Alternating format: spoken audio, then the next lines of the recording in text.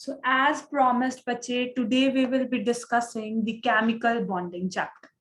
अभी चैप्टर ना बड़ा इंपॉर्टेंट है और यहाँ ना तुम्हें बहुत ज्यादा नॉलेज होनी चाहिए एलिमेंट्स की और नंबर ऑफ वैलेंस इलेक्ट्रॉन कितने किसी के पास होते। तो सबसे पहले ना मैं नंबर ऑफ वैलेंस इलेक्ट्रॉन ही बताऊंगी। ग्रुप 1, ग्रुप 2, ग्रुप 13, 14, 15, 16, 17, 18 में कितने होते हैं, ये इंपॉर्टेंट होगा। तो ग्रुप 1, ग्रुप 2 को कलेक्टिवली हम एस ब्लॉक बोलते हैं। अगर मैं इसके एलिमेंट्स की बात करूं बच्चे, तो ग्रुप 1 में क्या होता है, दैट इज लीना की रूबी से friendship. Friendship being radio active, तो उसके बारे में ज्यादा बात नहीं करते हैं, बट ये बता देती हूँ ग्रुप 1 में भाई आउटर मोस्ट शेल में कितने इलेक्ट्रॉन होते हैं, देयर इज 1 इलेक्ट्रॉन। अगर मैं ग्रुप 2 की बात करूं, एलिमेंट्स कौन से है, बेगम का सर बड़ा, रेडियम बीइंग रेडियो एक्टिव, तो इसके बारे में बात नहीं करेंगे। Beryllium, magnesium, calcium, strontium, barium, इसमें भाई आउटर मोस्ट शेल में कितने इलेक्ट्रॉन, आउटर मोस्ट शेल में 2 इलेक्ट्रॉन। तो एलिमेंट्स पता होने चाहिए। फटाक से बोलूंगी कैल्शियम, दिमाग में आना चाहिए वैलेंस शेल में 2 इलेक्ट्रॉन है। क्यों? क्योंकि भाई जो वैलेंस शेल के इलेक्ट्रॉन्स होते हैं ना, वैलेंस शेल इलेक्ट्रॉन्स क्या करते हैं, बॉन्ड फॉर्मेशन करते हैं। और केमिकल बॉन्डिंग की अगर मैं बात करूं तो बॉन्ड फॉर्मेशन को ही तो डिस्कस करना है। तो वैलेंस शेल के बारे में पता होना gets the most important task. चलो अब देखो, ग्रुप 13 की अगर मैं बात करूं, 13 से 18 वाले क्या होते हैं, मेरे पी ब्लॉक होते हैं। अच्छा, ग्रुप 13 की अगर मैं बात करूं, एलिमेंट्स क्या, दैट इज बाल गाल इन ताल, boron, aluminium, gallium, indium, thallium. और अगर तुमने पी ब्लॉक में ना किसी के भी अगर नंबर ऑफ वैलेंस इलेक्ट्रॉन निकालने हैं, there is a trick for that. क्या करो, ग्रुप नंबर -10 कर दो, you will be getting the number of valence electron. और वैलेंस इलेक्ट्रॉन है क्या, that is the outermost shell electron. Outermost shell में कितने इलेक्ट्रॉन है, that is your valence electron. Group 15 की अगर मैं बात करूं, ग्रुप 14 की बात करूं, तो अब मैं ग्रुप नंबर देख के ही बता सकती हूँ कि नंबर ऑफ वैलेंस इलेक्ट्रॉन कितने होंगे। 13 ग्रुप का कोई भी मेंबर, तो 13 - 10 3 इलेक्ट्रॉन होंगे। ग्रुप 14 में 14 - 10 4 इलेक्ट्रॉन होंगे। 15 वाले में 5 इलेक्ट्रॉन, 16 वाले में 6 इलेक्ट्रॉन, 17 वाले में 7 इलेक्ट्रॉन और 18 वाले में 8 इलेक्ट्रॉन। अब एलिमेंट्स देख लो, ग्रुप 14 के कौन से होते हैं, college student get some problem, that is carbon, silicon, germanium, tin, lead. Group 15 के कौन से होंगे, that will be nitrogen, phosphorus, arsenic, antimony, bismuth, नप्पी, 80, सब्दी, बिल्ली। ग्रुप 16 वाले कौन है, ऑक्सीजन फैमिली, उससे टेपो। ग्रुप 17 वाले हैलोजेंस होंगे, that is my fluorine, chlorine, bromine, iodine और एस्टेटिन। और ग्रुप 18 वाले कौन से, नाक एक्सरे, नियॉन, आर्गॉन, जेनॉन, रेडॉन और, अच्छा यहाँ गड़बड़ करी है, नाक एक्सरे होगा ना, तो हमारे पास क्या आ जाएगा, क्रिप्टॉन तो रह गया भाई, तो यहाँ आ गया नाक एक्सरे, क्रिप्टॉन, जेनॉन और रेडॉन। अब ये क्यों बताया और ये क्यों इंपॉर्टेंट होगा, तो वो बाद के लेक्चर में तुम्हें खुद से पता लग जाएगा why this part is most important. तो चलो आ जाते हैं अब किस पे, अपने मेन पार्ट में, that is talking about the bonds. तो बच्चे अगर मैं किसकी बात करूं, आयोनिक बॉन्ड की बात करूं, तो आयोनिक बॉन्ड किसके बीच में बनता है, पहले तो ये पता होना चाहिए, मेटल एंड नॉन मेटल के बीच में जो बॉन्ड बनेगा वो कौन सा है, that is my ionic bond. अब मेटल कौन से, दैट इज जो ये ग्रुप 1 और ग्रुप 2 वाले होते हैं, वो कैसे बिहेव करते हैं, मेटालिक नेचर के, ये होंगे मेटालिक नेचर के। और अगर मैं ग्रुप 13 से ग्रुप 18 की बात करूं, 18 तो चलो गैसेस है, नोबल गैसेस, ग्रुप 17 तक अगर मैं बात करूं, तो ये सारे के सारे जो दिख रहे हैं ना, इनका जनरल नेचर जो होता है, they are non metallic in nature. तो अगर कभी भी क्या दिखे मेटल और नॉन मेटल, मतलब ग्रुप 1 ग्रुप 2 और किसके एलिमेंट के बीच में, दैट इज ग्रुप 13 से लेकर ग्रुप 17 वाले एलिमेंट्स कोई भी दिख जाए, इनके बीच का बॉन्ड बच्चे कैसे दिखाएगा, that will be an ionic bond. जैसे for example I write NaCl, कैसा बॉन्ड है, सोडियम ग्रुप 1 का, क्लोरीन ग्रुप 17 का, that means it has an ionic bond. अगर मैं बात करूं किसकी, if I talk about for example AlCl3, aluminium जो होता है that is metallic in nature, metallic होता है। क्लोरीन की बात करूं तो ये कैसा है, हमारे पास नॉन मेटल होता है, तो एल्यूमिनियम क्लोराइड आयोनिक बॉन्ड होगा। अगर मैं बात करूं मैग्नीशियम क्लोराइड, कैसा है, आयोनिक बॉन्ड बनाएगा। अगर मैं बात करूं किसकी, आयोनिक बॉन्ड की, तो और क्या कंडीशन होती है वो फटाफट तुम्हें बताती हूँ। आयोनिक बॉन्ड की बच्चे अगर मैं बात करूं तो आयोनिक बॉन्ड में क्या होगा, आयोनिक बॉन्ड में आयन्स होंगे। अब आयन्स दो टाइप के होते हैं, कौन से, एक तो कटायन और एक होता है अनायन। कटायन पे कैसा चार्ज, पॉजिटिव चार्ज, एनायन पे नेगेटिव चार्ज। अब सिंपल सी बात है, अगर कटायन अनायन बनाने हैं तभी तो मेरे पास आयोनिक बॉन्ड जल्दी से बनेगा ना। तो कंडीशन क्या होती है, अगर मैं कंडीशन की बात करूं आयोनिक बॉन्ड के लिए, कब बढ़िया से एक आयोनिक बॉन्ड बनेगा, तो आयोनिक बॉन्ड तब बढ़िया से बनता है जब कटायन इजिली फॉर्म हो। और कटायन इजिली फॉर्म्ड कब होगा, जब बच्चे हमारे पास लो आयोनाइजेशन एनर्जी हो। लो आयोनाइजेशन एनर्जी का मतलब कितनी एनर्जी देनी पड़ी इलेक्ट्रॉन को बाहर फेंकने के लिए, that is what, ionization energy. तो आयोनाइजेशन एनर्जी हमेशा लो होनी चाहिए। अनायन इजिली फॉर्म कब करेगा, सिंपल सी बात है, जब कोई इलेक्ट्रॉन इजिली एक्सेप्ट करेगा। और बच्चे जब भी इलेक्ट्रॉन इजिली एक्सेप्ट होता है ना, तो उसको हम क्या बोलते हैं बच्चे, एक्सेप्ट हुआ ना, यहां बोलते हैं इलेक्ट्रॉन गेन एंथैल्पी, एंथैल्पी या इलेक्ट्रॉन एफिनिटी। मतलब प्यार इलेक्ट्रॉन के लिए बहुत ज्यादा हाई होना चाहिए, तो लो आयोनाइजेशन एनर्जी होनी चाहिए, इलेक्ट्रॉन गेन एंथैल्पी भाई हाई होनी चाहिए, उसके अलावा लैटिस एनर्जी हाई होनी चाहिए। अब जब मैं लैटिस एनर्जी की बात करती हूं तो ये जो लैटिस एनर्जी है ये है क्या, जरा उसके बारे में पहले बात कर लेते हैं। तो देखो, सबसे पहले लैटिस एनर्जी के बारे में कौन बताते हैं, कहां से कैलकुलेट करते हैं, तो एक बॉर्न हेबर साइकिल होती है जो हमें किस लिए यूज होती है, helps in calculating lattice energy. Lattice energy अगर निकालनी है तो कैसे निकलती है, फ्रॉम बॉर्न हेबर साइकिल। अब क्वेश्चन आता है लैटिस एनर्जी होता क्या है, दैट इज, अब सिंपल सी बात है, अगर मेरे पास कोई कटायन है दैट वाज पॉजिटिवली चार्ज, अनायन था नेगेटिवली चार्ज, इन दोनों के बीच में बच्चे क्या होगी, अट्रैक्शन होगी।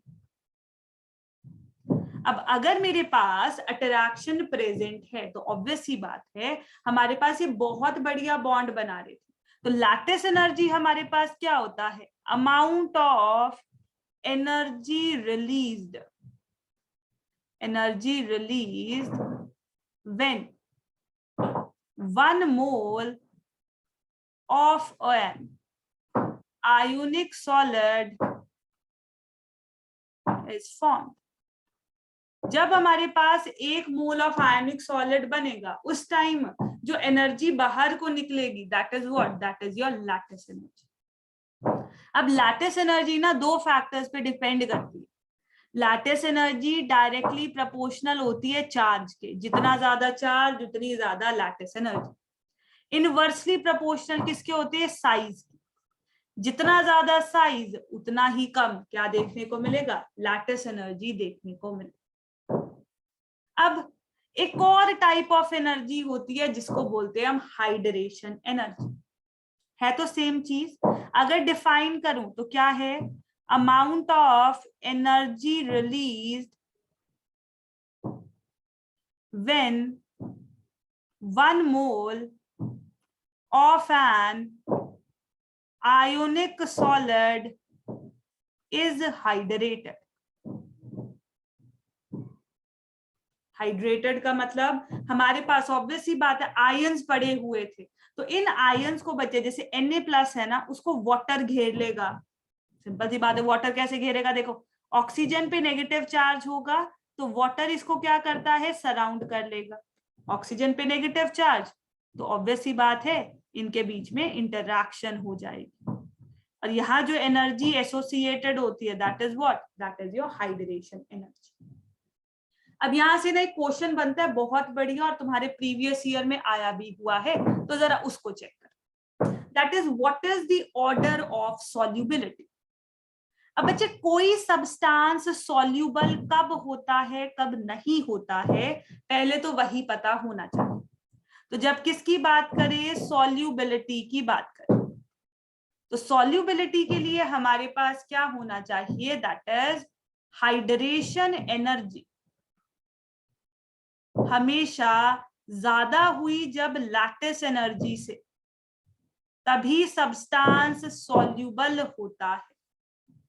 अगर लैटिस एनर्जी ज्यादा हो जाए किससे, हाइड्रेशन एनर्जी से, तो उस केस में क्या होगा, उस केस में तुम्हारा सब्सटेंस इनसॉल्युबल होगा, तब वो सॉल्युबल नहीं होता है।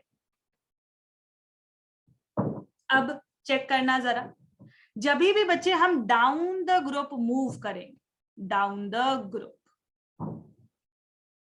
अब डाउन द ग्रुप क्यों बोल रही हूँ, क्योंकि जब भी कंपैरिजन करना है you want to get the answer.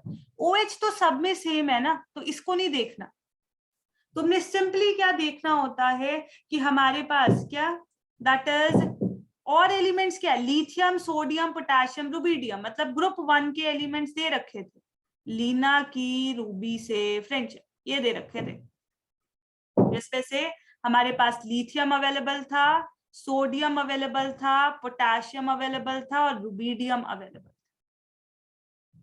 Yes. अब देखो, अगर मुझे बच्चे कंपैरिजन करना है तो क्या आएगा, जब भी हम बात करते हैं किसकी, डाउन द ग्रुप की, लैटिस एनर्जी डिक्रीज होती है और हाइड्रेशन एनर्जी भी डिक्रीज होती है, दोनों ही डिक्रीज कर जाती है। क्यों, क्योंकि अगर साइज बढ़ेगा तो लैटिस एनर्जी तो कम होगी पर हाइड्रेशन एनर्जी भी कम होती, बट जो डिक्रीज होता है, lattice energy decreases more as compare to hydration energy. तो ये भी पूछ सकता है कि किस पे डिक्रीज ज्यादा होता है, लैटिस एनर्जी में डिक्रीज ज्यादा होगा as compare to your hydration energy. तो अगर मैं ऑर्डर ऑफ सॉल्युबिलिटी की बात करूं, इसका मतलब नीचे जाने पे हाइड्रेशन एनर्जी जो होगी वो ज्यादा होती है लैटिस एनर्जी से। इसका मतलब बच्चे डाउन द ग्रुप हमेशा जाने पे सॉल्युबिलिटी क्या करेगी, सॉल्युबिलिटी इंक्रीज कर जाएगी। और अगर ऐसा है तो सबसे ज्यादा सॉल्युबिलिटी किसकी आ जाएगी, सीजियम हाइड्रोक्साइड, रुबिडियम हाइड्रोक्साइड, फिर पोटेशियम हाइड्रोक्साइड, फिर NaOH। तो करेक्ट आंसर क्या आ जाएगा, that will be option number b. दूसरा क्वेश्चन कैसा सा पूछ सकता है, विच इज स्ट्रॉन्गर बेस।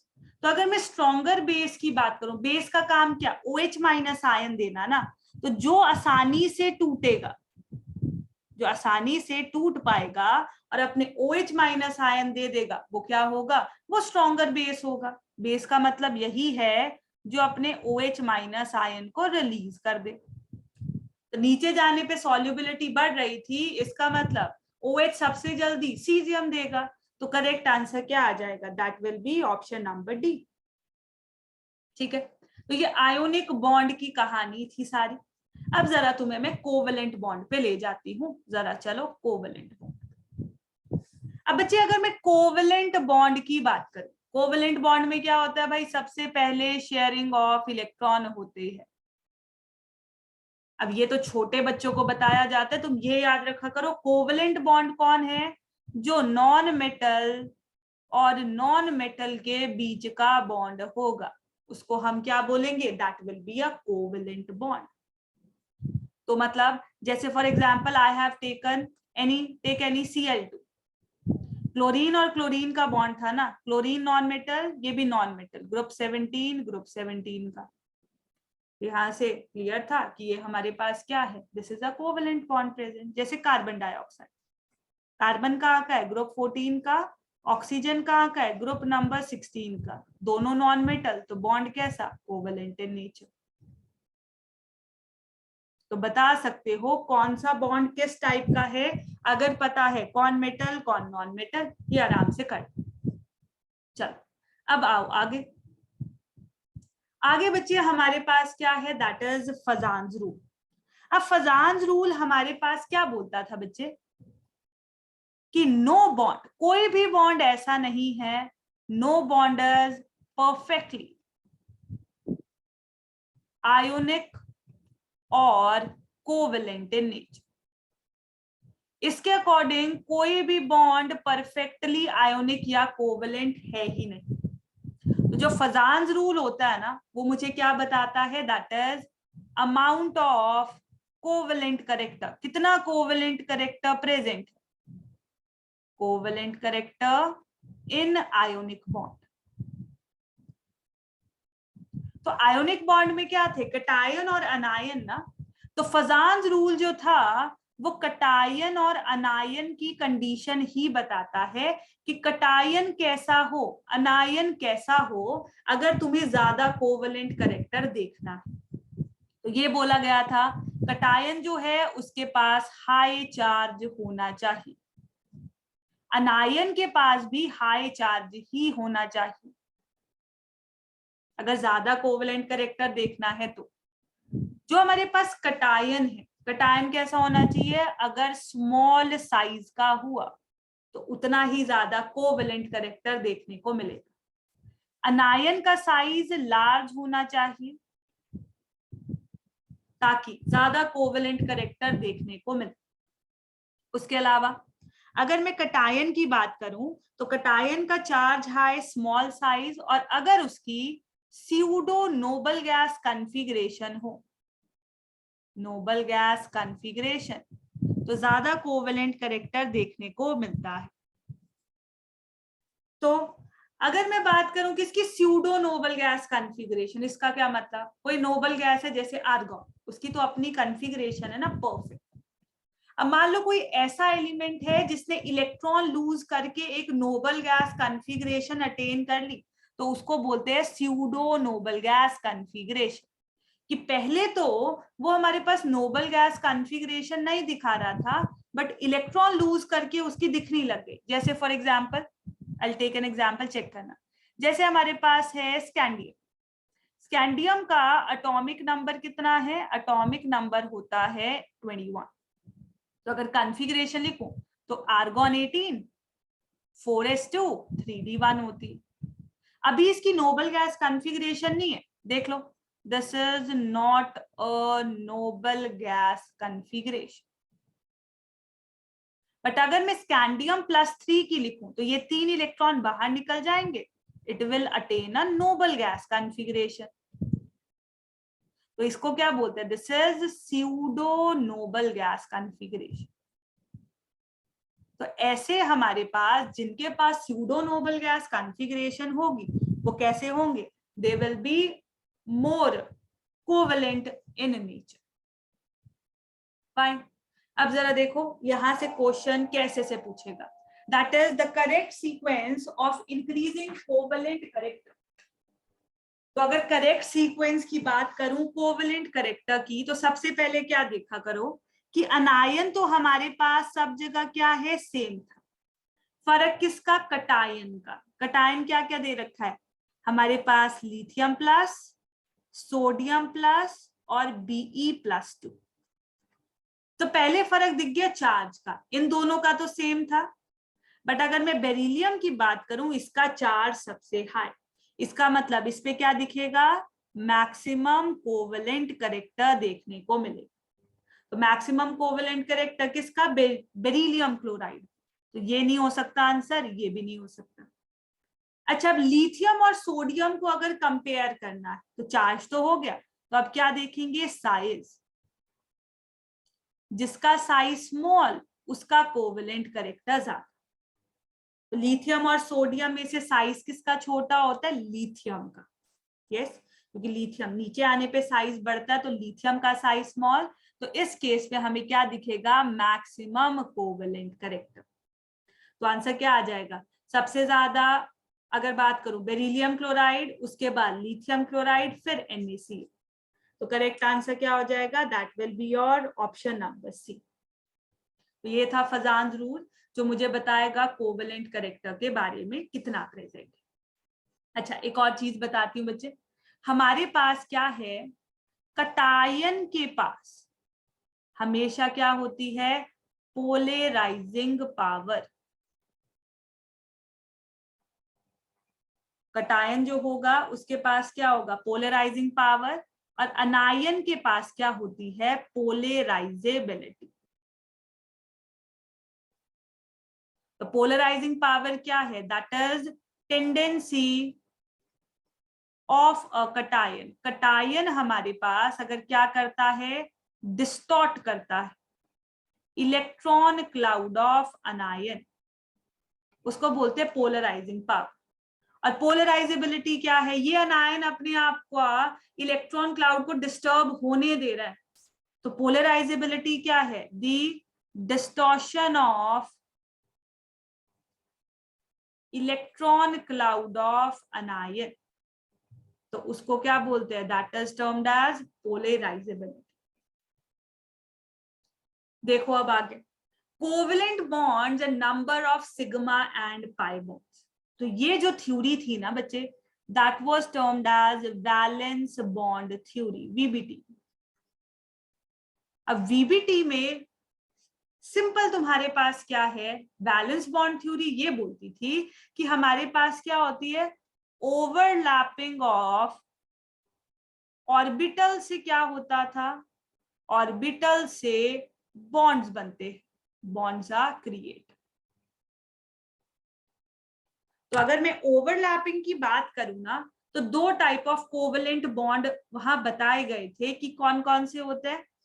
एक तो हमारे पास होता है sigma bond, one is sigma bond, and the other one is your pi bond, which is denoted by this symbol. तो अगर मैं किसकी बात करूं, if I talk about the sigma bond, तो सिग्मा बॉन्ड और पाई बॉन्ड में हमारे पास है क्या, सिग्मा बॉन्ड बनता है हेड ऑन ओवरलैप से। और अगर मैं किसकी बात करूं, पाई बॉन्ड की, तो पाई बॉन्ड कैसे बनता है, साइड वाइज ओवरलैपिंग से। अब ये क्या है, हेड ऑन ओवरलैप और साइड वाइज ओवरलैपिंग। तो जरा पहले तो मैं तुम्हें वही समझाती हूँ, जरा चेक। जैसे बच्चे अगर मैं बात करूं किसकी, ऑर्बिटल्स की बात कर रहा है ना ये, तो जो मेरे पास S होता है ना, S के पास सिर्फ एक ऑर्बिटल होता है, और वो कैसा होता है बच्चे, उसकी शेप होती है स्फेरिकल। स्फेरिकल दिखता है, स्फेरिकल होगा। अगर मैं p ऑर्बिटल की बात करूं, p ऑर्बिटल होते तीन, कैसे कैसे, px, py और pz। अब जब मैं px, py, pz की बात करूं, तो z को मैं मान के चल रही हूं inter nuclear access. Inter nuclear access का मतलब कि जो z होगा ना, वो एक तो बच्चे कैसा होता है, it is of dumbbell shape, dumbbell होती है उसकी शेप। Z कैसे दिखेगा, डम्बल जैसा, ये आया डम्बल। तो डम्बल को एक बार मैंने बिल्कुल लेटा दिया, इसको बोलते हैं pz। एक बार मैंने डंबल को खड़ा कर दिया ऐसे, तो ये आ गया py। और अगर मैं px की बात करूं, एक बार डंबल को टेढ़ा कर दिया, तो इसको बोल दिया px। तो सबसे पहले तो ये ओरिएंटेशंस पता होनी चाहिए। अब देखो बॉन्ड बनते कैसे है, चेक कर। सबसे पहले मैं क्या कर रही हूं, एस और एस का ओवरलैप करवा रही। तो कौन सा बॉन्ड बनेगा चेक करना। ये बना दिए मैंने ऐसे से फेस, ये बनाया फेस, चेक करो।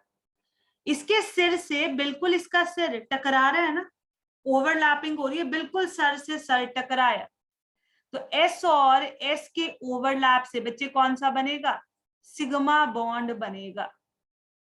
बताया था सिग्मा बॉन्ड कब बनेगा, हेड से जब हेड टकराएगा। अगर मैं बात करूं किसकी, ये लिया मैंने एस, एक बार ले लिया मैंने पीजेड। ये फेसेस में तुम्हें समझाने के लिए बना रही हूं, एक्चुअल में ऐसा नहीं होता, इलेक्ट्रॉन्स पड़े हुए होते हैं इधर। तो अगर मैं पीजेड की बात करूं, इसका फेस जरा बना लो। तो देखो इसके सर से सर टकराया तो कैसा बॉन्ड बनेगा, we will be getting a sigma bond. तो S प्लस पीजेड के ओवरलैप से भी सिग्मा बॉन्ड बनेगा। अगर मैं बात करूं बच्चे किसकी, if I talk about PZ plus PZ, ये ले लिया पीजेड, ये ले लिया दूसरा पीजेड, ऐसे फेस बना लो। अब देखो इसके सर से इसका सर टकरा रहा है, तो इसका मतलब ये क्या होगा, सिग्मा बॉन्ड बना है किसके ओवरलैप से, पीजेड प्लस पीजेड के ओवरलैप से। अगर मैं बात करूं किसकी, px प्लस px, x कैसे बनाया था बच्चे हमने, x जो था वो हमने टेढ़ा बनाया था, तो बना दो टेढ़ा।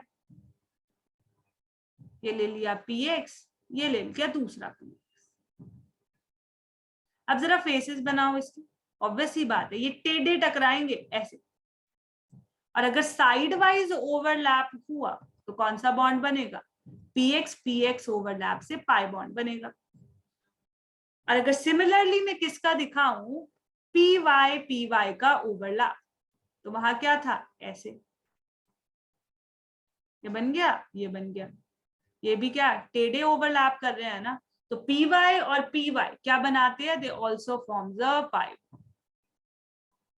उसके अलावा बच्चे कोई भी ओवरलैप हमें बॉन्ड बना के देता ही नहीं है, क्योंकि ओरिएंटेशंस करेक्ट होती नहीं है। मतलब जैसे फॉर एग्जांपल मैं चाहूं px और pz का बॉन्ड बनाना, देखती हूँ बनता है या नहीं, जरा चेक करो।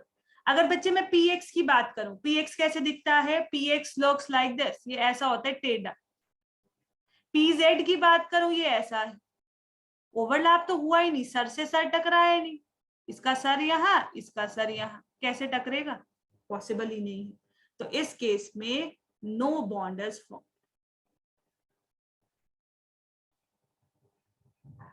तो डायरेक्शन सही होना बहुत जरूरी है, अदरवाइज बॉन्ड बनेगा ही नहीं। तो यहां से तुमने बस ये पॉइंट याद रखने हैं कि S प्लस S से सिग्मा बॉन्ड बनता है। उसके अलावा S प्लस PZ से सिग्मा बॉन्ड बनेगा, PZ प्लस PZ से सिग्मा बॉन्ड बनेगा, PX प्लस PX से क्या बनेगा, I will be getting a pi bond. और PY प्लस PY से भी क्या बनता है, पाई बॉन्ड बनता है। यहां क्या लिया है, Z को लिया है एज इंटर न्यूक्लियर एक्सेस, ठीक है। चलो अब देखो क्वेश्चन कैसे से यहां से पूछ सकता है, that is which overlap does not lead to formation of any bond. तो मुझे पता है S प्लस S से सिग्मा, S प्लस PZ से सिग्मा, PX प्लस PZ जो होता है ये क्या करेगा, ये कोई भी बॉन्ड नहीं बनाएगा, PZ और PZ भी सिग्मा बॉन्ड बनाता है। तो करेक्ट आंसर क्या आ जाएगा, that will be option number सी। अच्छा अब आ जाओ जरा अपनी नेक्स्ट थ्योरी पे। नेक्स्ट थ्योरी से पहले एक चीज बता दूं बच्चे, दैट इज जो हमारे पास सिग्मा बॉन्ड होता है ना, S for sigma, S for strong, sigma bond एक स्ट्रॉन्ग बॉन्ड होता है। अगर मैं पाई बॉन्ड की बात करूं वो वीक होता है, वो जल्दी से टूट जाता है, एक वीक बॉन्ड होता है, ठीक है। उसके अलावा एक वैलेंस बॉन्ड थ्योरी का बहुत बड़ा ड्रॉबैक था, ड्रॉबैक क्या था? इसके अकॉर्डिंग बच्चे जो O2 था ना, O2 is diamagnetic in nature. Valence bond theory बोलती थी कि जो ऑक्सीजन है ना वो डायमैग्नेटिक होता है नेचर में, बट एक्चुअल में ना, इन एक्चुअल एक्सपेरिमेंटली देखा गया था कि जो O2 है ना, O2 इज पैरामैग्नेटिक, वो पैरामैग्नेटिक होता है नेचर। तो आगे हम पढ़ेंगे पैरामैग्नेटिक आया कैसे, तो जरा देखो। अब आई हमारे पास वैलेंस बॉन्ड थ्योरी के बाद valence shell electron pair repulsion theory. बहुत आसान थ्योरी है, तुमने इस पे ध्यान क्या रखना है भाई कि ये थ्योरी आई क्यों, नाम से पता लग रहा है, वैलेंस शेल इलेक्ट्रॉन पेयर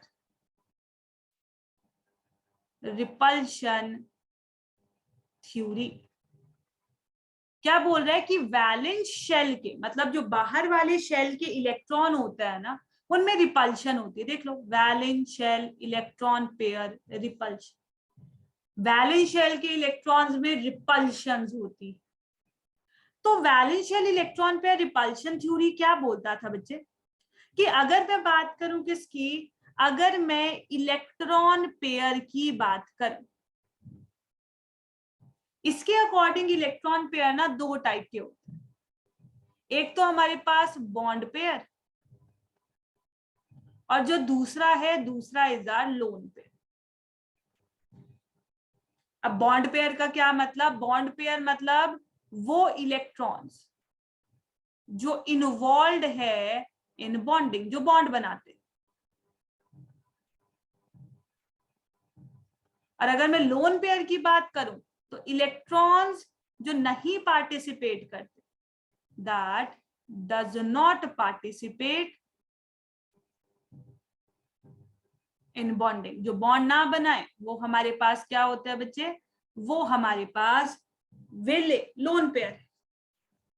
तो यहाँ एक इंपॉर्टेंट पॉइंट ये पूछता है कि रिपल्शन का ऑर्डर बताओ, पेपर में पूछ सकता है रिपल्शन ऑर्डर। तो अगर रिपल्शन के ऑर्डर की बात करूं तो वेले वेले लोग ना बड़े ज्यादा लड़ाई करते, बैठ के बहसते रहेंगे। तो लोन पेयर जो वेले है ना, लोन पेयर रिपल्शन सबसे ज्यादा, फिर लोन पेयर बॉन्ड पेयर, और सबसे कम रिपल्शन होती है बॉन्ड पेयर। अब कैसे याद रखोगे, लड़ाकू लड़ाकू बड़े लड़ेंगे, लड़ाकू बेचारा थोड़ा कम लड़ेगा, बेचारा बेचारा तो बिल्कुल भी नहीं लड़ेगा। तो लोन पेयर रिपल्शन सबसे ज्यादा, फिर लोन पेयर बॉन्ड पेयर, उसके बाद बॉन्ड पेयर रिपल्शन होगी। अब चेक करना, यहां कुछ लिखा हुआ है, ये लिखे होने से पहले एक चीज तुम्हें बताती हूँ, जरा चेक कर। यहाँ ये दो चीजों के बारे में जिक्र करेगा, किस चीज के बारे में, एक तो ज्योमेट्री और एक शेप। अब बच्चे जब मैं ज्योमेट्री की बात करती हूं ना, lone pair plus bond pair दोनों डिसाइड करेंगे व्हाट ज्योमेट्री इज। ज्योमेट्री को डिसाइड करेगा दोनों, कौन, lone pair plus bond pair. अगर मैं शेप की बात करती हूं, shape is only decided by the, कौन डिसाइड करेगा, सिर्फ और सिर्फ बॉन्ड पेयर शेप को डिसाइड करते। ठीक है। अब अगर मैं बात करूं किसी मॉलिक्यूल में अगर लोन पेयर 0 है, अगर लोन पेयर 0 हुआ तो जो ज्योमेट्री होगी बच्चे, ज्योमेट्री, अगर लोन पेयर 0 तो ज्योमेट्री जो होती है वो हमेशा शेप के बराबर ही होगी। तो एक ये पॉइंट है जो ध्यान में रखना है कि अगर लोन पेयर 0 तो ज्योमेट्री जो होगा वो शेप के बराबर। अब ये एक चार्ट दे रखा है तुम्हारे पास जहां बता रखा है कि क्या शेप होगी, क्या ज्योमेट्री होगी, चेक करना। अगर तो मेरे पास ये 2 3 4 5 6, ये क्या लिखा हुआ है, जो यहाँ लिखा है ना 2 3 4 5 6, इनको बोलते हैं स्टेरिक नंबर। अब स्टेरिक नंबर अगर तुम्हें निकालना आता है ना तो बड़ा कुछ आ जाएगा, और स्टेरिक नंबर बहुत इंपॉर्टेंट है, फाइंड आउट करना आना भी चाहिए। तो ये बोल रहा है कि अगर स्टेरिक नंबर 2 आता है ना तो हमारे पास ज्योमेट्री कैसी होती है, लीनियर, सीधा होगा मॉलिक्यूल, जब कोई भी लोन पेयर नहीं होगा। अच्छा, अगर मैं बात करूं स्टेरिक नंबर 3 तो ज्योमेट्री कैसी होती है, ट्राइगोनल प्लेनर। अगर लोन पेयर कोई नहीं हुआ तो ज्योमेट्री शेप के बराबर ट्राइगोनल प्लेनर ही आई। और अगर एक लोन पेयर आ गया तो यहाँ एक बॉन्ड की जगह लोन पेयर लगा दो तो क्या आ जाएगा, इसको बोलते हैं, ऐसे लग रहा है बॉन्ड को किसी ने टेढ़ा कर दिया, तो इसको बोलेंगे बेंड। अगर स्टेरिक नंबर 4 तो ज्योमेट्री कैसी होती है, टेट्राहेड्रल। टेट्राहेड्रल तुम्हारी बिल्कुल ट्राइपॉड स्टैंड की तरह दिखती है, जिसपे तुम अपनी वीडियोस बनाते हो, इंस्टाग्राम रील, टिकटॉक वगैरह बनाते थे, वही ट्राइपॉड स्टैंड है। तो अगर मैं टेट्राहेड्रल की बात करूं तो अगर कोई लोन पेयर नहीं हुआ तो शेप टेट्राहेड्रल, अगर एक लोन पेयर हुआ शेप कैसी, इसकी जगह लोन पेयर लगा दो। तो ना लोन पेयर को भूल जाया करो, बस नीचे वाला स्ट्रक्चर देखा करो, ये कुछ पिरामिड जैसे दिखेगा, तो इसको क्या बोलेंगे, पिरामिडल स्ट्रक्चर। अगर 2 लोन पेयर हो गए तो जरा 2 लगा दो इधर, तो ये कैसा आ जाएगा, this will be a bend shape. अगर मेरे पास बच्चे क्या होगा, स्टेरिक नंबर 5 हुआ तो ज्योमेट्री होती है टीबीपी, ट्राइगोनल बाया पिरामिडल। ट्राइगोनल बाया पिरामिडल में अगर कोई लोन पेयर नहीं तो शेप तो ट्राइगोनल बाया पिरामिडल रहेगी। अगर हमारे पास बच्चे क्या होता है, अगर एक लोन पेयर आए तो इस केस पे जो शेप होती है ना, ये होती है 100 हॉर्स की जगह इसको सीसॉ लिखो, सीसॉ शेप बन जाती। अगर 2 लोन पेयर हो जाए तो शेप आती है टी शेप, और अगर 3 लोन पेयर हो तो शेप आती है लीनियर। अगर steric number 6 octahedral geometry, lone pair कोई भी नहीं तो ज्योमेट्री ऑक्टाहेड्रल, शेप भी ऑक्टाहेड्रल। अगर एक आ गया मेरे पास, क्या, अगर मेरे पास एक आ जाए लोन पेयर तो स्क्वायर पिरामिडल, 2 लोन पेयर आ जाए तो स्क्वायर प्लेन, अगर 3 लोन पेयर आ जाए तो टी शेप, 4 लोन पेयर तो लीनियर। अब तुमने इसमें कुछ रट्टा नहीं मारना है, मैं तुम्हें बताती हूँ कैसे चीजों को याद रखोगे, कैसे पेपर में याद करना है। अब जरा चेक क्या करना है, जैसे मान लो मैंने लिया अमोनिया, मुझे अभी कुछ नहीं पता अमोनिया का स्टेरिक नंबर क्या है, what is the steric number, what is the geometry, what is the shape, कुछ नहीं आइडिया अभी मुझे, कितने बॉन्ड पेयर है, कितने लोन पेयर है, कुछ नहीं पता। अब मैं तुम्हें निकाल के दिखाती हूँ, निकालते कैसे है स्टेरिक नंबर। बच्चे जब भी हमें स्टेरिक नंबर निकालना है, फॉर्मूला क्या होता है, half into number of valence shell electron of central atom plus bonded atom plus minus charge. तो चार्ज वाला कंसेप्ट मैं बताऊंगी कैसे लेना है, पहले तो नॉर्मल देखते। जैसे अब मुझे अमोनिया का स्टेरिक नंबर निकालना, तो कैसे निकालो, steric number is equal to half, nitrogen जो सिंगल होता है ना वो सेंट्रल एटम होता है, तो नाइट्रोजन के वैलेंस शेल में बच्चे कितने इलेक्ट्रॉन, ग्रुप 15 का था तो 5 वैलेंस इलेक्ट्रॉन, कितने हाइड्रोजन बॉन्डेड थे, 3, कर दो बंद, चार्ज तो क्योंकि कोई था नहीं, तो स्टेरिक नंबर आ गया 4। अगर स्टेरिक नंबर 4 तो ज्योमेट्री कैसी होती है, ट्राइपॉड जैसी बिल्कुल, that will B tetrahedral. Tetrahedral कैसे दिखती है, हमारे पास कुछ ऐसे, ट्राइपॉड बना दो, ये बना दिया ट्राइपॉड। अब चेक करना बच्चे, जब भी देखना है लोन पेयर है या नहीं है, कैसे देखो, that is steric number minus bond pair, कितने बॉन्डेड एटम है उनको सब्ट्रैक्ट कर दो। तो स्टेरिक नंबर कितना था, 4, बॉन्ड पेयर कितने थे, 3 हाइड्रोजन बॉन्डेड थे, तो लोन पेयर आ गया 1। तो मैंने क्या करा, यहां इस बॉन्ड की जगह मैंने लोन पेयर लगा दिया, ठीक है।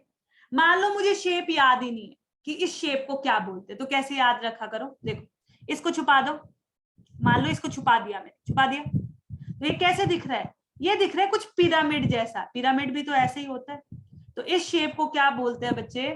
This shape is termed as pyramidal shape. तो अमोनिया की शेप क्या होती है? It has a pyramidal shape. जैसे अब थोड़ा चार्ज वाला एग्जांपल लेते हैं। मानो मैंने लिया H3O+, मुझे इसका बताना है ज्योमेट्री या शेप क्या होगी। तो स्टेरिक नंबर निकालो, हाफ इंटू, अकेला कौन था? ऑक्सीजन। ऑक्सीजन ग्रुप 16 का, वैलेंस शेल में 6 इलेक्ट्रॉन। कितने हाइड्रोजन के साथ बॉन्ड बनाया? 3 के साथ, उसको ऐड कर। प्लस का मतलब जब किसी से नेगेटिविटी जाएगी ना, जैसे फॉर एग्जाम्पल मेरे लाइफ से नेगेटिविटी गई, तभी तो मैं पॉजिटिव हुई।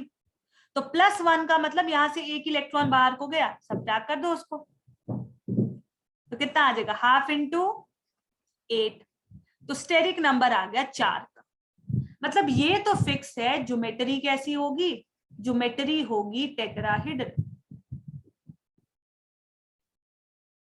चलो, अगर मैं बात करूं लोन पेयर है या नहीं है, वो तो पता करना पड़ेगा अगर शेप निकालनी। कितने बॉन्डेड एटम्स थे? 3। तो steric number minus bonded atom, तो कर लो बॉन्डेड एटम को सब्ट्रैक्ट, ये आ जाएगा 4 - 3 दैट इज 1। मतलब एक लोन पेयर है इसमें। दैट मीन जो हाइड्रोनियम आयन होता है ना, उसकी शेप भी पिरामिडल होती है। Shape is what? That is pyramidal. तो अगर स्टेरिक नंबर निकालना आता है, काफी चीजें कर सकते हो। ठीक है, जैसे मान लो, अब एक और करवा देती हूँ, मैंने XeO3 की क्या निकालनी है? ज्योमेट्री और शेप पता करनी है क्या। अब ये कैसे करें? सिंपल बच्चे, याद रखना, जब भी सराउंडिंग एटम इज ऑक्सीजन, कभी भी सराउंडिंग एटम अगर ऑक्सीजन हुआ ना, don't count it in steric number. तभी ज्योमेट्री सही आती है, क्योंकि valence shell electron pair repulsion theory को पता ही नहीं था डबल बॉन्ड के बारे में, और ऑक्सीजन तो डबल बॉन्ड बनाता है। तो ऑक्सीजन को ना स्टेरिक नंबर में ना फिर लेते नहीं है। जैसे अगर स्टेरिक नंबर निकालना है, हाफ इंटू, जेनॉन एक नोबल गैस है, वैलेंस शेल में 8 इलेक्ट्रॉन, ये कर लिया। ऑक्सीजन को नहीं लेना, क्यों? ऑक्सीजन डबल बॉन्ड बनाता है, valence shell electron pair repulsion को आइडिया ही नहीं था डबल बॉन्ड होता क्या है। तो स्टेरिक नंबर कितना आ गया? 4। बॉन्ड पेयर कितने? जेनॉन के आसपास 3 ऑक्सीजन थे, तो बॉन्ड पेयर 3। ज्योमेट्री तो आ गई टेट्राहेड्रल। देख लो लोन पेयर है या नहीं है। लोन पेयर आ जाएगा 4 - 3 दैट इज 1। मतलब शेप कैसी हुई? पिरामिड। तो कुछ ऐसे दिखेगा तुम्हें ये स्ट्रक्चर, पिरामिडल शेप। तो ऐसे हम क्या देखते हैं? ऐसे ही हम देखते हैं कि हमारे पास कैसे स्टेरिक नंबर से लोन पेयर बॉन्ड पेयर निकाल सकते हैं। अब देखो एक क्वेश्चन करवाती हूं बॉन्ड एंगल का। बॉन्ड एंगल हमने कंपेयर करना है किसके लिए बच्चे? That is water, ammonia and methane. अब अगर इसके लिए बॉन्ड एंगल कंपेयर करना है तो कैसे करें? बस लोन पेयर के बेसिस पे बता सकते। अब अगर मैं निकालू ना स्टेरिक नंबर, निकालना जरा, हाफ इंटू, कार्बन के वैलेंस शेल में कितने? 4 इलेक्ट्रॉन, 4 हाइड्रोजन बॉन्डेड। तो स्टेरिक नंबर कितना आ गया? 4। बॉन्ड पेयर 4 थे, लोन पेयर 0 आ गया। वाटर के केस पे देखो, स्टेरिक नंबर आ जाएगा हाफ इंटू, ऑक्सीजन के वैलेंस शेल में 6 इलेक्ट्रॉन, 2 हाइड्रोजन बॉन्डेड। अब फर्क देखना, ये सिंगल है तो ऑक्सीजन सेंट्रल एटम हुआ, साइड वाला नहीं हुआ। तो इसको नहीं काटना कि मैम इसको नहीं लेंगे, वो गलत हो जाएगा। तो हाफ इंटू 6 + 2, स्टेरिक नंबर कितना आ जाएगा? 4। बॉन्ड पेयर कितने? 2 हाइड्रोजन बॉन्डेड थे, लोन पेयर 4 - 2 दैट इज 2। तो अगर मैं यहां लोन पेयर कितने थे? 2। अगर अमोनिया की बात करूं, यहां देखो steric number half into, nitrogen के वैलेंस शेल में 5 + 3 कितना हो गया? Steric number 4, bond pair 3 hydrogen bonded थे, लोन पेयर आ गया 1। अब बॉन्ड एंगल क्या बोलता है भाई, greater the number of lone pair, जितना ज्यादा लोन पेयर होगा lesser will be bond angle, उतना ही कम तुम्हें बॉन्ड एंगल देखने को मिलेगा। इनफैक्ट बता देती हूँ, मीथेन के केस में 109 डिग्री 28 मिनट्स अप्रॉक्स होता है, वाटर के केस में 104.5 डिग्री का होता है, अमोनिया के लिए 107 डिग्री का होता है। जैसे जैसे लोन पेयर बढ़ेंगे बॉन्ड एंगल हमेशा कम होगा।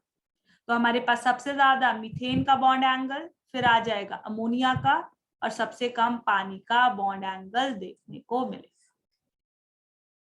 ठीक है, अब देखो आगे, ये बहुत इंपॉर्टेंट है, प्रीवियस ईयर में हमेशा इस टॉपिक से क्वेश्चन आता है, दैट इज डायपोल मूवमेंट। अब डायपोल मूवमेंट है क्या, डायपोल मूवमेंट म्यू से डिनोट करते हैं। डायपोल मूवमेंट क्या बताता है कि कोई bond, weather a bond is polar, क्या वो पोलर है या क्या वो नॉन पोलर है। अब ये पोलर नॉन पोलर क्या होता है, पोलर का मतलब चार्जेस डेवलप होंगे, नॉन पोलर का मतलब चार्ज नहीं डेवलप होगा। अब कैसे देखते हैं पोलर या नॉन पोलर, डायपोल मूवमेंट के बेसिस पे। पोलर, अगर मेरे पास डायपोल मूवमेंट की कुछ वैल्यू आई तो तुम्हारा मॉलिक्यूल पोलर होगा, अगर डायपोल मूवमेंट की वैल्यू 0 आई तो तुम्हारा मॉलिक्यूल कैसा होगा, नॉन पोलर। ठीक है, अब पता कैसे लगेगा यार पोलर कैसे होगा नॉन पोलर कैसे होगा, तो ये चीज इंपॉर्टेंट है, चेक करना। पोलर की अगर मैं बात करूं, या पहले नॉन पोलर बताती हूं, इससे समझ आ जाए। देखो, जब मैं नॉन पोलर की बात करती हूँ, नॉन पोलर कौन सा मॉलिक्यूल होता है, a molecule which is symmetrical, a molecule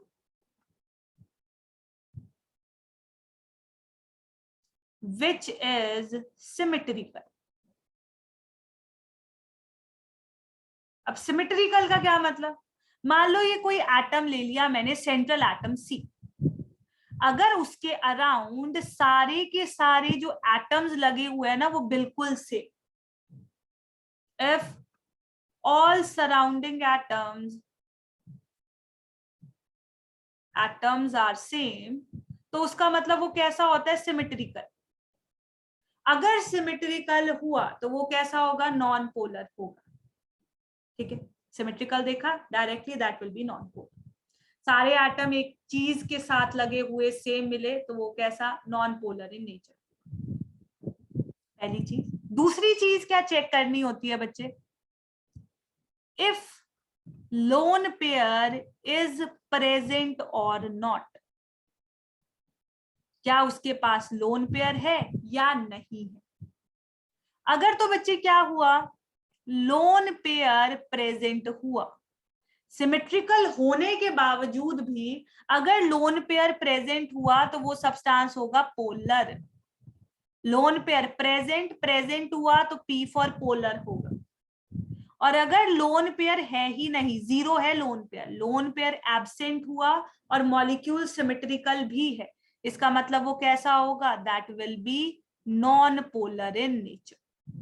तो ये चीज तुम्हें पता होनी चाहिए। मॉलिक्यूल सिमेट्रिकल, ठीक है, चेक करो क्या उसके पास लोन पेयर है या नहीं है। अगर लोन पेयर भी नहीं हुआ, दैट मीन्स सिंपली हमारे पास मॉलिक्यूल कैसा होगा, नॉन पोलर इन नेचर। अब चेक करते हैं यहां कि कौन सा मॉलिक्यूल पोलर है कौन सा नॉन पोलर है, लेट्स चेक। अगर मैं बात करूं कार्बन डाइऑक्साइड, तो मुझे दिखा कार्बन के अराउंड दोनों ऑक्सीजन सेम है, दैट मीन्स सबसे पहले ये सिमेट्रिकल था। चलो बढ़िया, अगर सिमेट्रिकल है। अच्छा चेक करो क्या इसके पास लोन पेयर है या नहीं है, स्टेरिक नंबर निकाल लो फटाफट। हाफ इंटू कार्बन के वैलेंस शेल में 4 इलेक्ट्रॉन, और अगर ऑक्सीजन साइड एटम है उसको तो लेना ही नहीं, तो स्टेरिक नंबर आ गया 2 का। कितने बॉन्ड पेयर थे? 2 ऑक्सीजन बॉन्डेड थे, तो लोन पेयर कितना? अंडा, लोन पेयर 0। और अगर लोन पेयर है ही नहीं, इसका मतलब कार्बन डाइऑक्साइड कैसा होगा?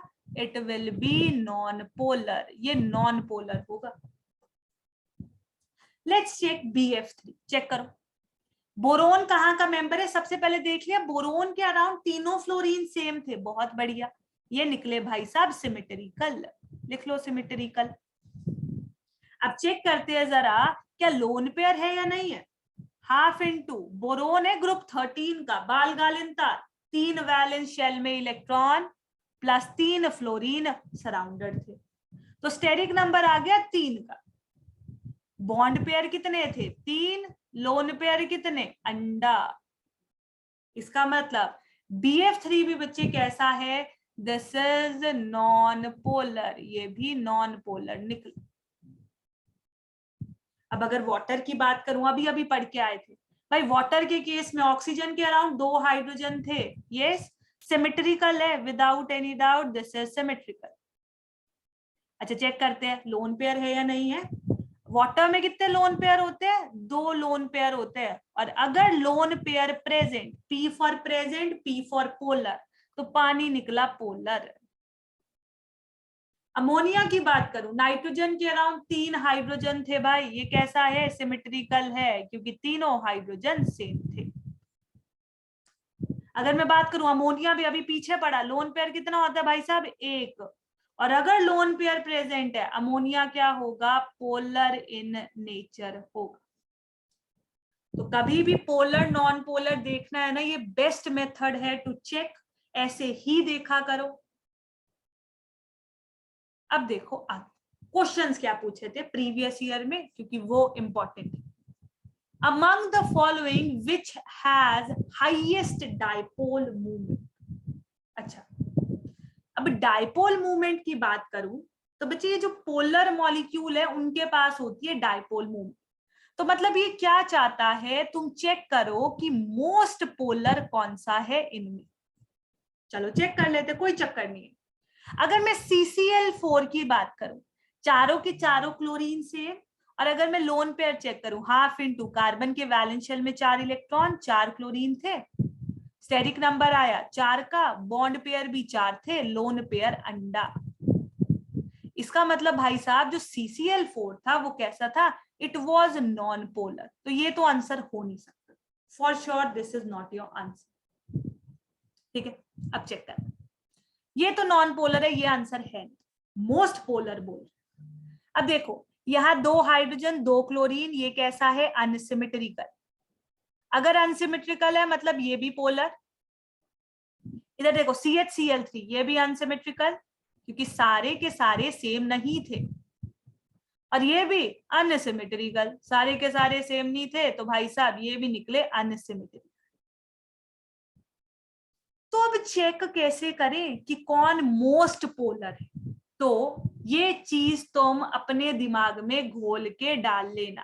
क्या डालना है? That is as the number of electronegative element increases, जैसे जैसे इलेक्ट्रोनेगेटिव एलिमेंट्स इंक्रीज करेंगे, डायपोल मूवमेंट डिक्रीज करती है। वो क्या करती है? डिक्रीज करती है। जैसे जैसे इलेक्ट्रोनेगेटिव एलिमेंट बढ़ेंगे, डायपोल मूवमेंट डिक्रीज होगा। इलेक्ट्रोनेगेटिव एलिमेंट ग्रुप 17 को याद रखो, फ्लोरीन, क्लोरीन, ब्रोमीन, आयोडीन। यहाँ 2 क्लोरीन थे, यहाँ 3 क्लोरीन थे, यहाँ भाई साहब 1 क्लोरीन था। तो जहां जितने ज्यादा हमारे पास क्लोरीन, उसका डायपोल मूवमेंट उतना कम, इसका भी कम, तो मैक्सिमम किसका होगा? CH3Cl का। तो करेक्ट आंसर क्या आ जाएगा? That will be option number D. ये प्रीवियस ईयर क्वेश्चन है, आसान सा है। अगर देखना आता है डायपोल मूवमेंट कौन पोलर कौन नॉन पोलर, आंसर कर सकते हैं। अगला देखो, विच मॉलिक्यूल इज माइक्रोवेव और रोटेशनल एक्टिव? तो ये भी ना है यहीं से ही। कैसे? क्योंकि भाई कोई भी माइक्रोवेव या रोटेशनल एक्टिव तभी होता है जब कोई सब्सटेंस पोलर हो।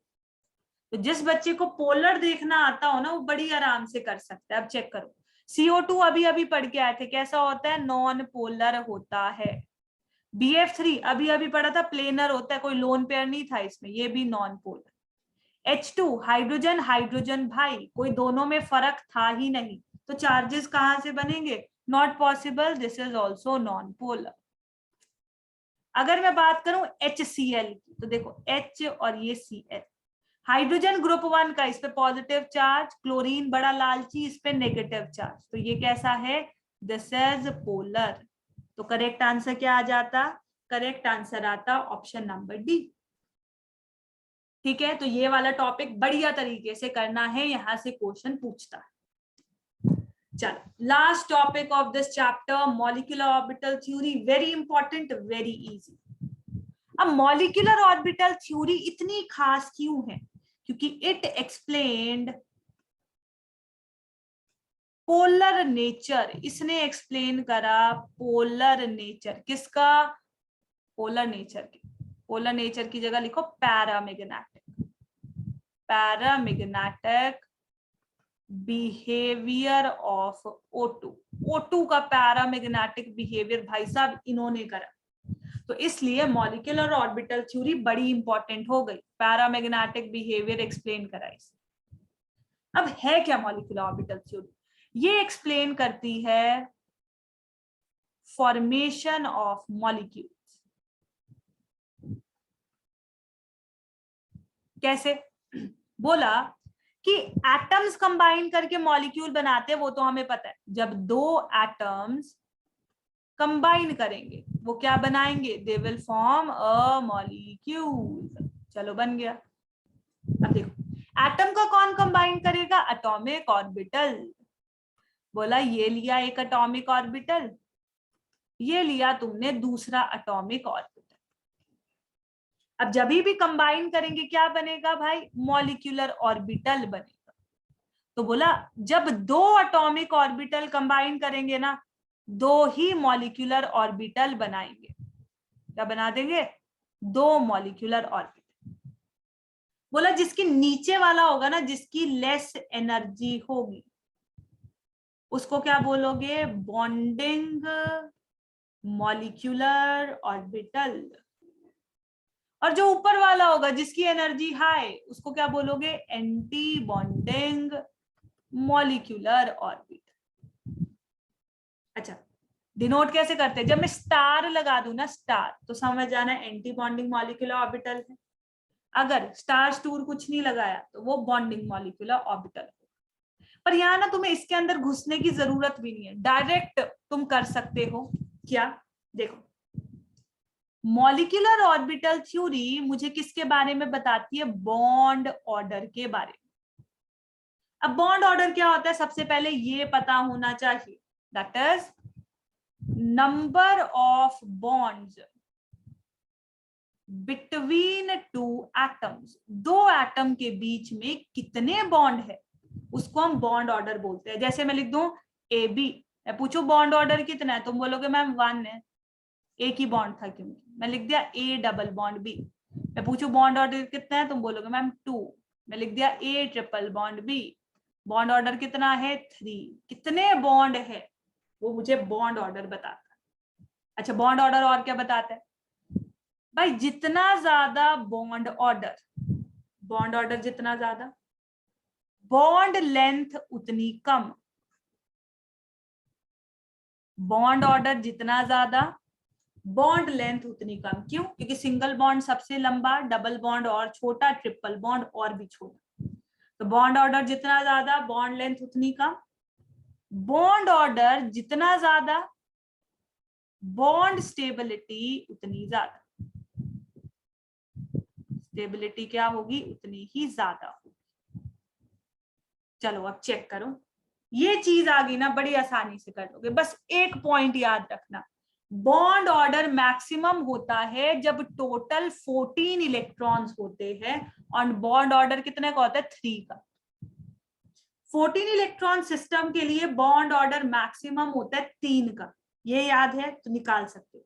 13 इलेक्ट्रॉन, अगर ऊपर जाओगे या नीचे जाओगे, तुमने 0.5 से डिक्रीज करी जाना है इस नंबर को। क्या करोगे? 0.5 से डिक्रीज करना। कैसे? 13 इलेक्ट्रॉन का बॉन्ड ऑर्डर 2.5, 12 इलेक्ट्रॉन का 2, 11 इलेक्ट्रॉन का 1.5, 10 इलेक्ट्रॉन का 1। नीचे चलो, 15 इलेक्ट्रॉन का 2.5, 16 का कितना 2, 17 का 1.5, 18 का 1, 19 का 0.5, 20 का तो चलो 0 हो जाएगा। तुमने बस 0.5 डिक्रीज करते जाना है। ठीक है, तो यहां से आ गया बॉन्ड ऑर्डर। अब देखो जरा क्वेश्चन क्या पूछा गया था तुम्हारे प्रीवियस ईयर में। Arrange the following in decreasing order of bond length. मतलब पहले तो ना जरा बॉन्ड ऑर्डर निकाल लो। मुझे पता है बॉन्ड ऑर्डर बॉन्ड लेंथ के इनवर्सली प्रोपोर्शनल होता है। हो गया तुम्हारा काम फिर। चलो, क्या क्या दे रखा था? O2 2-, एक दे रखा था O2-, एक दे रखा था O2, एक दिया O2+। बस एक ही काम करना है भाई साहब, नंबर ऑफ इलेक्ट्रॉन निकाल दो। ऑक्सीजन के पास अपने 8 इलेक्ट्रॉन, दूसरा ऑक्सीजन अपने 8 इलेक्ट्रॉन लेके आया। 2 नेगेटिविटी का मतलब बाहर से भाई साहब 2 इलेक्ट्रॉन और आ गए। कितने हो गए? 18 इलेक्ट्रॉन। O2- का निकालो टोटल इलेक्ट्रॉन, 8 + 8 16 + 1 17, 8 + 8 + 1 बाहर वाला तो 17 इलेक्ट्रॉन। O2 की बात करूं कितने इलेक्ट्रॉन? 8 + 8 16, और O2+ की बात करूं तो कितने electron? 16 - 1, yes, 16 - 1 that will be 15 electron. Bond order maximum होता था किसमें भाई? 14 वाले केस में। यस, 15 16 17 18। जब नीचे को जाओगे बॉन्ड ऑर्डर क्या करेगा? डिक्रीज करेगा। क्यों करा बॉन्ड ऑर्डर डिक्रीज? क्योंकि मैंने देखा है 14 पे मैक्सिमम 3 का, नीचे जाने पे 0.55 डिक्रीज करी जाएगा। तो सिंपल सी बात है, अगर नीचे को बॉन्ड ऑर्डर डिक्रीज कर रहा था तो बॉन्ड लेंथ क्या करेगी? इंक्रीज। यस, तो सबसे ज्यादा बॉन्ड लेंथ किसकी होगी भाई? 18 इलेक्ट्रॉन वाले की, दैट इज योर O2 2-। ठीक है, उसके बाद O2-, फिर O2, फिर O2+। तो correct answer option number A. तो आ जाएगा आंसर ऑप्शन नंबर ए। चलो, अब देखो आगे, what is the bond order of carbon monoxide? मान लो ये पूछ लिया, निकाल लो, कोई चक्कर नहीं है। नंबर ऑफ इलेक्ट्रॉन निकालो। कार्बन के पास 6 इलेक्ट्रॉन, ऑक्सीजन के पास 8 इलेक्ट्रॉन। 8 + 6 14, 14 में बॉन्ड ऑर्डर मैक्सिमम होता है 3 का, तो करेक्ट आंसर ऑप्शन नंबर सी। अच्छा, अब ये बताती हूँ trick. Which is paramagnetic? Paramagnetic का मतलब क्या होता है? जो अट्रैक्टेड होंगे टुवर्ड्स मैग्नेट, उनको बोलते हैं पैरामैग्नेटिक। कैसे चेक करें कोई पैरामैग्नेटिक है? और दूसरा होता है डायामैग्नेटिक। तो डायरेक्ट ट्रिक बताती हूँ, वही लगाना, पेपर में क्वेश्चन आया तो फटाक से करा पाओगे। देखो क्या होता है, अगर हमारे पास नंबर ऑफ इलेक्ट्रॉन्स कैसे हुए? Odd number. किसको छोड़ के? Odd number. साथ में 10 इलेक्ट्रॉन और 16 इलेक्ट्रॉन। ऑड नंबर जिनके पास भी नंबर ऑफ इलेक्ट्रॉन हो, या 10 इलेक्ट्रॉन या 16 इलेक्ट्रॉन वाले, वो होते हैं पैरामैग्नेटिक। अगर कभी भी number of electrons even number आए, किसको छोड़ के? इन 10 और 16 को छोड़ के, एक्सेप्ट 10 इलेक्ट्रॉन और 16 इलेक्ट्रॉन, ये कैसे होंगे? They will be diamagnetic. बस चेक कर लो, अब you will get your answer. O2- पे कितने इलेक्ट्रॉन? 17। Cn- पे कार्बन पे 6, नाइट्रोजन में 7 + 1 दैट इज 14 इलेक्ट्रॉन। NO+ में नाइट्रोजन में 7, ऑक्सीजन में 8 -1 कितने हो गए? That is 14 electron. CO में देख लो कितने इलेक्ट्रॉन है? कार्बन पे 6, ऑक्सीजन पे 8 दैट इज 14 इलेक्ट्रॉन। तो ये सारे के सारे कैसे थे? इवन नंबर थे। ये कैसा था? This was an odd number. तो पैरामैग्नेटिक कौन होगा? That is option number A, O2-। तो मैंने यहाँ ना तुम्हें पूरा चैप्टर कवर करवा दिया है। तो 1 शॉर्ट वीडियो था, एक बार देख लोगे, मैक्सिमम क्वेश्चन पेपर में अटेम्प्ट कर लो। That's all for today.